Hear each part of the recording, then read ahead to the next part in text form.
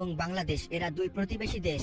একদিকে ভারত বিশ্বের পঞ্চম বৃহত্তম অর্থনীতি, যার সামরিক বাহিনী দক্ষিণ এশিয়ার সবচেয়ে বড়, আর অন্যদিকে বাংলাদেশ আকারে ছোট হলেও তার অর্থনৈতিক অগ্রগতির জন্য পরিচিত এরা টাইগার ইকোনমি নামে। কিন্তু প্রশ্ন হলো, শক্তি বলতে আমরা আসলে কি বুঝি?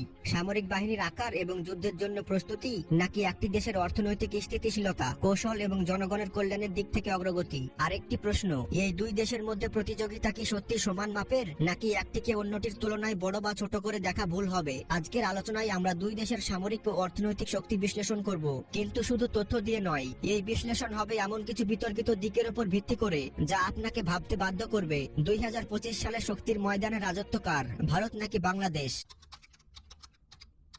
ভারত যখন তার সামরিক শক্তি নিয়ে গর্ব করে তখন অনেকেই বলেন এটি কেবল পাওয়ার শো। 14 লাখ সক্রিয় সৈন্য, পারমাণবিক অস্ত্র এবং রাফায়েল যুদ্ধ বিমানের মতো অত্যাধুনিক প্রযুক্তি ভারতের রয়েছে। কিন্তু এই বিশাল শক্তি কি চীনের সঙ্গে সীমান্তে ভারতের দুর্বলতাকে ঢাকতে পারে? 2020 সালের গালওয়ান সংঘর্ষ কি দেখায়নি যে ভারতের শক্তির আড়ালেও দুর্বলতার ফাঁকফোকর আছে?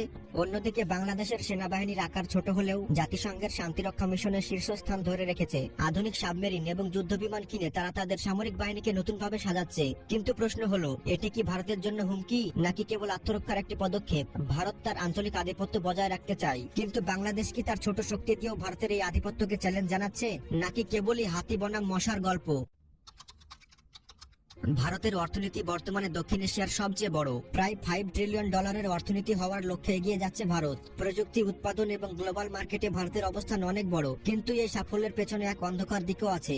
দেশের বড় অংশ এখনো দারিদ্র সীমার নিচে। অসাম্য এবং বেকারত্ব ভারতের অর্থনীতির একটি বড় সমস্যা। অন্যদিকে বাংলাদেশ তার ছোট অর্থনীতিকে কার্যকরভাবে ব্যবহার করছে। পোশাক তৈরি শিল্পে বৈশ্বিক অবস্থান, নারীর ক্ষমতায়ন এবং দারিদ্র হ্রাসে বাংলাদেশের সাফল্য দৃষ্টান্তমূলক। তবে প্রশ্ন রয়ে যায়, বাংলাদেশ কি তার পোশাক শিল্প নিয়ে পড়ে থাকবে, নাকি অন্যান্য শিল্পের দিকেও মনোযোগ দিবে? কেউ কেউ বলেন বাংলাদেশের দ্রুতগতির উন্নয়ন ভারতকে চাপে ফেলছে। ভারতের বিশাল অর্থনীতির আকার বাংলাদেশের জন্য একটি প্রাচীর। তাহলে এখানে প্রশ্ন হলো, অর্থনৈতিক লড়াইয়ে জয়ী কে হবে? একটি বিশাল কিন্তু ধীরগতির দানব, নাকি একটি ছোট কিন্তু গতিশীল টাইগার? তো বন্ধুরা, ভারত এবং বাংলাদেশ উভয়ই নিজেদের অবস্থানে শক্তিশালী, কিন্তু শক্তির সংজ্ঞা কি শুধু আকার, প্রযুক্তি এবং বাজেটের উপর নির্ভর করে, নাকি এটি একটি দেশের স্থিতিশীলতা, কৌশল এবং জনগণের কল্যাণে প্রকাশিত হয়?